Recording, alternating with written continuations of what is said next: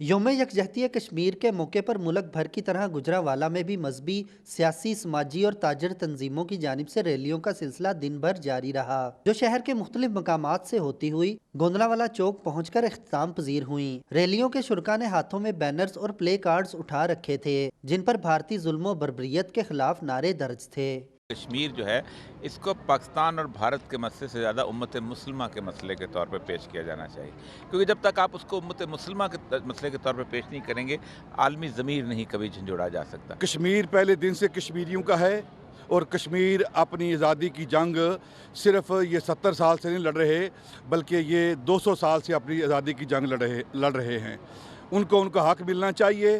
کشمیریوں کی جدوجہد آزادی کو سلام پیش کرنے کے لیے نکالی جانے والی ریلیوں میں مذہبی اور سیاسی رہنما، علماء کرام، طلباء اور شہریوں کی کثیر تعداد نے شرکت کی، جن کا صرف ایک مطالبہ تھا کہ بھارت کشمیریوں پر انسانیت سوز مظالم کا سلسلہ بند کر کے ان کا حق خود ارادیت تسلیم کرے۔ اقوام متحدہ کی جو قراردادیں ہیں اور دیگر جو ڈائیلاگز ہوئے ان میں یہ طے پایا ہے کہ جو کشمیریوں کو حق خود ارادیت دیا جائے گا، لیکن انڈیا جو ہے اس کے اوپر ظلم و بربریت کے مسلط کی ہوئی ہے، 7 لاکھ فوج مسلط کر کے اس پر غاصبانہ قبضہ کیا ہوا ہے۔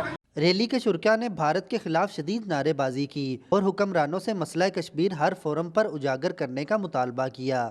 کشمیریوں کی جدوجہد کو سلام پیش کرتے ریلی کے شرکا اس بات کا عزم کر رہے ہیں کہ کشمیریوں کا ساتھ کبھی نہیں چھوڑیں گے۔ کیمرہ مین عدیل ریاض کے ساتھ وکاس محمود، گجرانوالہ اب تک۔